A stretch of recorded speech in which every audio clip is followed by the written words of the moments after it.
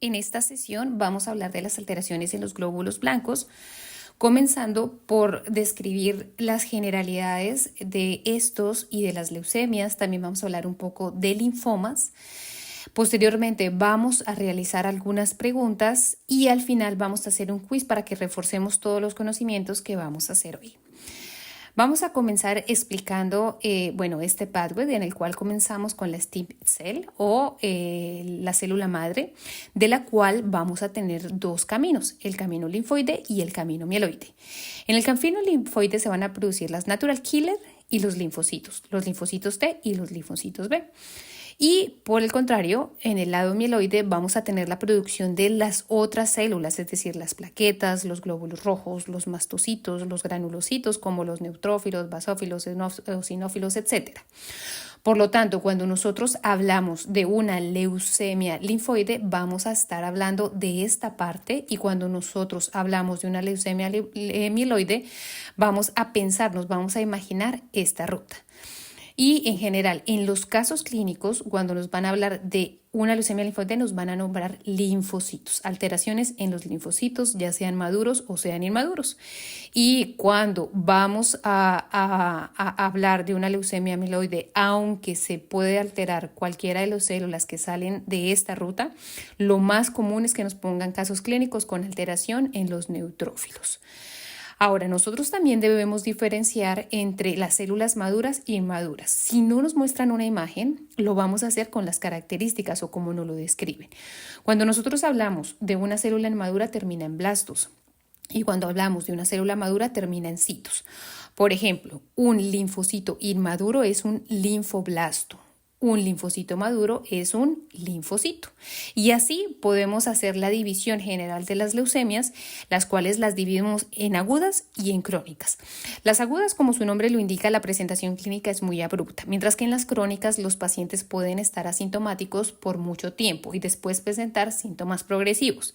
En las agudas vamos a tener células inmaduras, vamos a tener blastos, y en las crónicas vamos a tener células maduras. Por lo tanto, de las agudas podemos tener de las dos rutas, es decir, podemos tener leucemias linfocíticas agudas con linfoblastos o leucemias mielocíticas agudas con mieloblastos.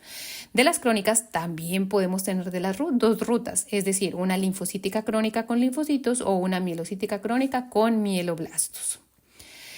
Cuando nos reportan los laboratorios de los pacientes, podemos tener un porcentaje normal de blastos que es del 1 al 2%. Y para que nosotros digamos que una leucemia es aguda, debe tener más o igual al 20% de blastos. Las crónicas generalmente tienen menos del 10%, y un síndrome mielodisplásico va a estar en este restante grupo, que es del 10 al 20%. Y una vez que se empiezan a producir todas estas células, ¿sí?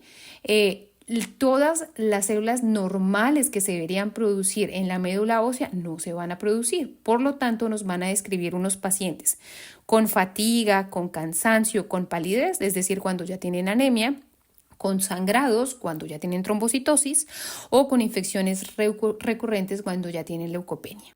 También vamos a hacer esta división en nuestra mente, en la cual tenemos dos laterales y dos mediales. En las partes laterales que empiezan por L vamos a poner las linfocíticas, y en las mediales vamos a poner las mieloides, LL. ¿Y por qué las vamos a dividir así? Para que nosotros recordemos los grupos de edad en los que son más frecuentes estos tipos de leucemia. Entonces, en los extremos que tenemos las linfoides, con respecto a la linfocítica aguda, es la que va a ser más común en niños y también en adolescentes, pero si nos presentan un caso de un niño con leucemia, lo más probable es que se encuentre en este grupo. Y en cuanto a las linfocíticas crónicas, usualmente es en adultos mayores de 60 años, y las mieloides se presentan entre los 40 y los 50 años. En verde vemos las características que diferencian cada tipo de leucemia, y en rojo vemos los principales tratamientos. Entonces vamos a comenzar con la leucemia linfocítica aguda. En este tipo de leucemia vamos a encontrar linfocitos inmaduros, es decir, linfoblastos, y algo muy importante y que nos debemos memorizar es que el TDT está positivo, TDT positivo de linfocítica aguda. Este TD positivo es específico de linfoblastos, por eso es súper high yield para este tipo de leucemia. No lo vamos a encontrar ni en linfocitos maduros, ni en mieloblastos, ni en mielocitos. Algo que también nos puede confundir con esta presentación es una infección por pertusis. ¿Por qué? Porque nos pueden presentar el caso clínico de un niño, como es en este tipo de leucemias, con una leucocitosis marcadas, inclusive con leucocitos más de 30.000 y con linfocitosis. Pero, pues a diferencia de esta, pues no va a tener estos marcadores positivos y además en la clínica va a ser totalmente diferente, pues en una infección por pertusis va a tener la tos, inclusive la tos que le hace vomitar o también puede tener hipoglicemia, ¿vale? Una vez que nosotros ya diagnosticamos, ya sospechamos de un niño con linfocítica aguda, pues podemos tener dos tipos de linfocítica aguda, que sea por linfocitos B o por linfocitos T. Y nosotros no vamos a poder diferenciar qué tipo de linfocito es por las características del microscopio. Por lo tanto, nosotros necesitamos unos marcadores específicos que son los marcadores de superficie. En los linfocitos B nosotros vamos a tener números grandes y usualmente de 2 dígitos, es decir, 10, 19, 20, 21, 22, etc. Y en los linfocitos T son los números pequeños, es decir, T de tiny, de pequeño, de una sola cifra que puede ser el 2, 3, 4, 6, 8. Recordemos el CD4 y el CD8, los más característicos linfocitos T.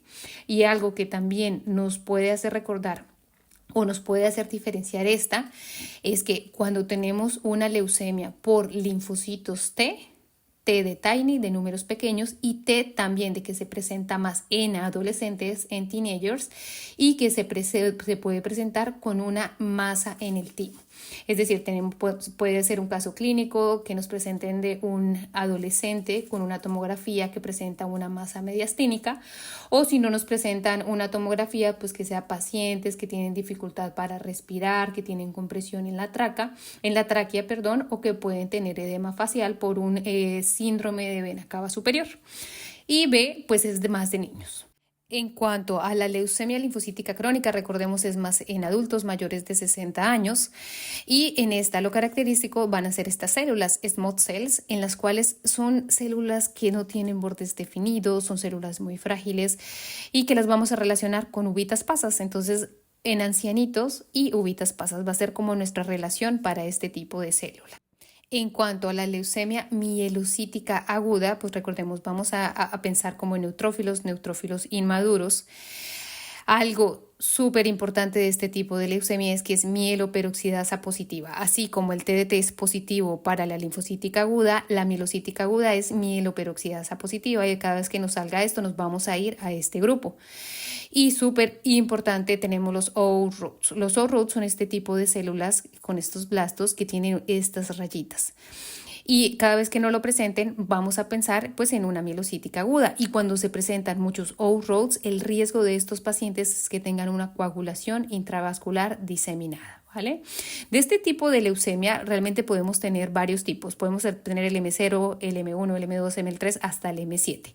Que sean importantes y que no las preguntes para los exámenes tenemos la M3, que es la promielocítica aguda, que se caracteriza por una translocación 15-17. Y también la M7 es importante porque es la característica del síndrome de Down. Este tipo de leucemia M7 es la megacarioblástica. Bueno, aguda. Entonces, como les dije, en general, los niños van a presentar linfocítica aguda, pero si es un niño con síndrome de Down y tiene menos de 5 años, puede presentar la M7, ¿vale? La leucemia megacarioblástica aguda.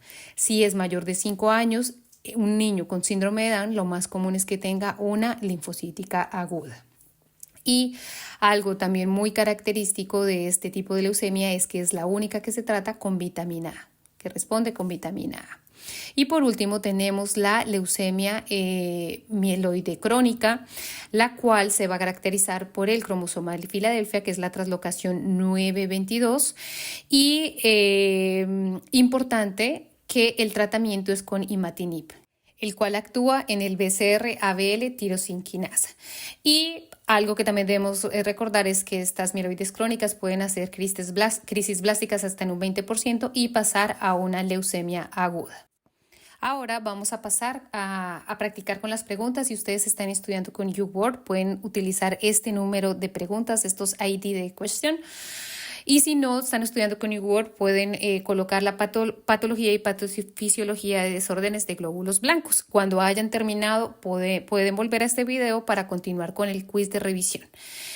Ahora, vamos a comenzar con el quiz de revisión y en este voy a hacer alguna pregunta y voy a dejar unos segunditos para que puedan contestar. Primera pregunta, si tenemos un paciente de mediana edad con inflamación de nódulos linfáticos que va y viene, y estos nódulos no son dolorosos, ¿en qué pensamos? Podemos pensar en un linfoma folicular.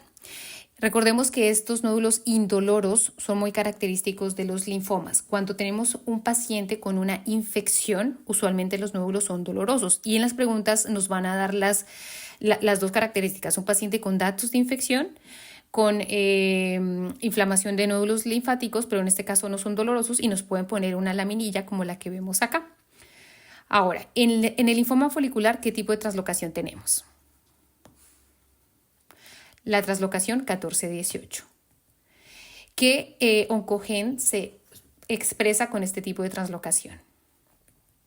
Muy bien, el oncogen BCL2. Ahora, ¿cuál es el porcentaje normal de blastos que podemos tener?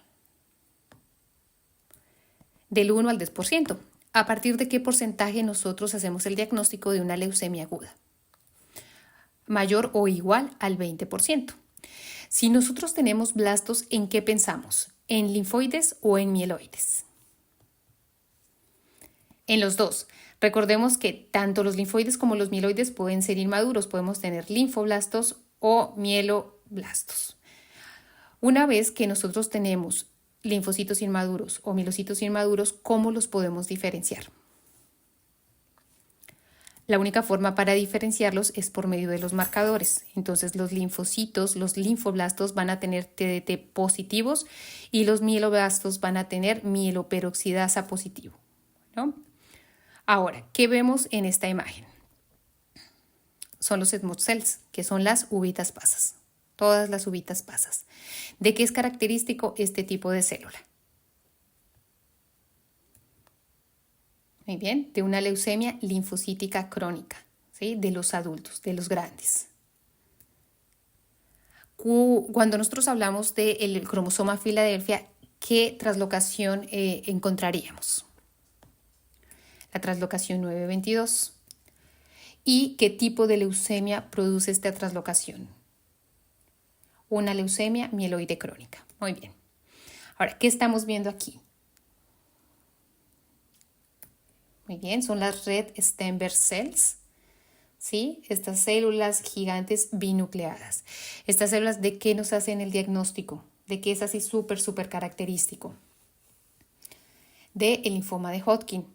Entonces, estas aparecen prácticamente realmente en casi todos los bancos de preguntas. Es muy importante que nos memoricemos esta imagen.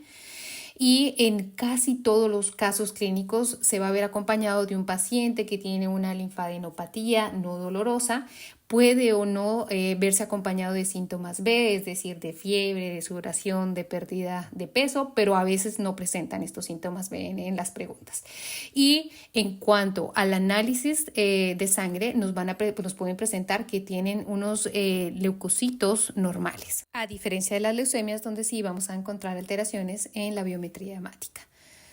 Aquí vemos otra imagen de una red Stenberg cell, los ojitos característicos, que son los característicos de ojo de búho, como lo describen en los libros. Y adicionalmente, los CD positivos en estas células son el CD15 y el CD30. CD15 y CD30. ¿Qué estamos viendo aquí? Muy bien, son dacriocitos, son las células en gotitas, las tear cell. ¿De qué nos hace el diagnóstico? De una mielofibrosis primaria. Excelente. ¿Qué estamos viendo aquí? Estos son blastos. Entonces recordemos las características de los blastos, que son células con núcleos muy prominentes, poco citoplasma, de mayor tamaño, donde se ven los nucleolos, que se ven como si fueran ojitos, como vemos acá. Bueno, ahora cuando nosotros tenemos blastos, ¿de qué nos hace el diagnóstico? De algún tipo de leucemia aguda. Para esto lo primero que vamos a hacer es diferenciar si tiene mieloperoxidasa positivo o mieloperoxidasa negativo. Entonces dijimos que mieloperoxidasa positivo es muy característico ¿de qué? De los mieloblastos, es decir, de una leucemia mielocítica aguda. Y estos son positivos para CD13 y para CD33. No los vayamos a confundir con Hodgkin linfoma, que es CD15 y CD30, este es CD13 y CD33. Ahora, si tenemos blastos con una mieloperoxidasa negativa, vamos a ver cómo está el TDT. TDT positivo nos está hablando de linfoblastos y un TDT negativo nos está hablando de linfocitos. Y de los linfoblastos podemos tener dos, podemos tener T o podemos tener de células B. ¿Cómo los vamos a diferenciar? Igual, con los CD.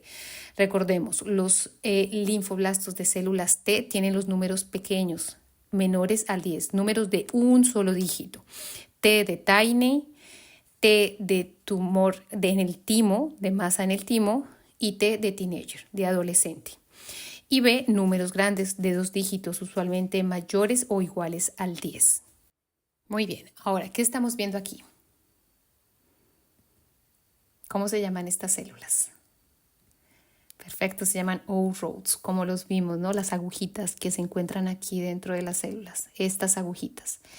¿De qué nos hace el diagnóstico? Sí, de una leucemia promielocítica aguda. ¿Cuál es una de las principales complicaciones que se puede presentar cuando tenemos un aumento de estas células? Coagulación intravascular diseminada. Entonces nos pueden poner un paciente que tiene alteración en los tiempos de coagulación, disminución del fibrinógeno, aumento del dímero D y que adicionalmente tiene antecedente de leucemia, pues puede ser por los O-roads. Y vemos aquí las características, como se ven las rayitas, ¿sí? O-roads. Si tenemos una pregunta en la cual no nos muestran la imagen, pero nos describen que en un frotes de sangre periférica tenemos numerosos blastos con azurofolic roads, ¿en qué pensamos? Es lo mismo, los O-roads, que es otra forma en la que lo pueden describir. Azurofolic roads, o roads que dijimos de que es característico de la leucemia promielocítica aguda. Ahora, si tenemos un linfoma que tiene una translocación BSL2, ¿qué tipo de linfoma es? Muy bien, un linfoma folicular. ¿Qué translocación tiene el linfoma folicular? La translocación 14-18. Si nos describen que es un TRAP positivo, ¿en qué pensamos? Muy bien, en un hairy cell leukemia.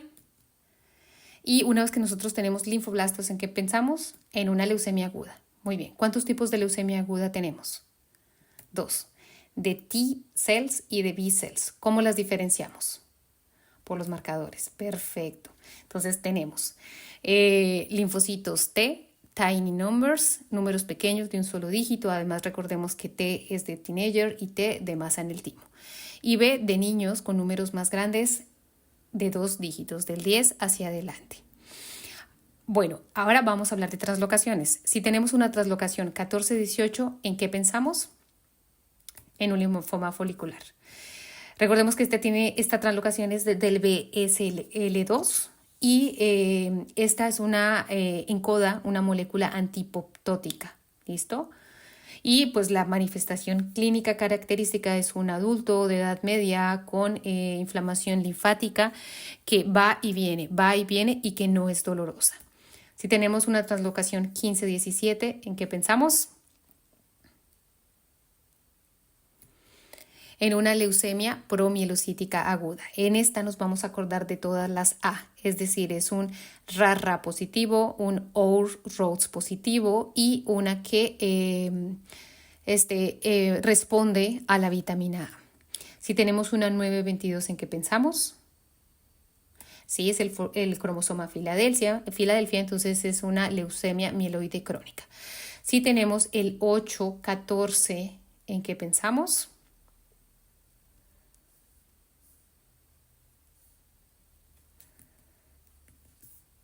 En un linfoma de Burkitt. Entonces, en el linfoma de Burkitt pueden haber otras translocaciones, que es la translocación 2.8 y la translocación 8.22. Sin embargo, como ven, todas tienen 8. Yo como me acuerdo de esta, porque el 8 veo estas dos bolitas que forman el 8 y esta se caracteriza por los tumores en la mandíbula en niños usualmente que provienen del África o en tumores abdominales. ¿Sí? Entonces, igual, la que más pueden preguntar es 8-14, pero cualquier otra que diga 8 va a ser un linfoma de Burkitt. Y en cuanto a la imagen que nos pueden colocar, es la característica imagen de cielo estrellado. La translocación 11-14, ¿en qué pensamos? En un mantle cell linfoma, ¿sí? Que se caracteriza por una sobreexpresión de la ciclin D, ¿listo? Que simplemente es una característica en la cual no se puede detener el ciclo celular. Y si tenemos una translocación 12-21, ¿en qué pensamos? Esta es característica de una leucemia linfoblástica aguda.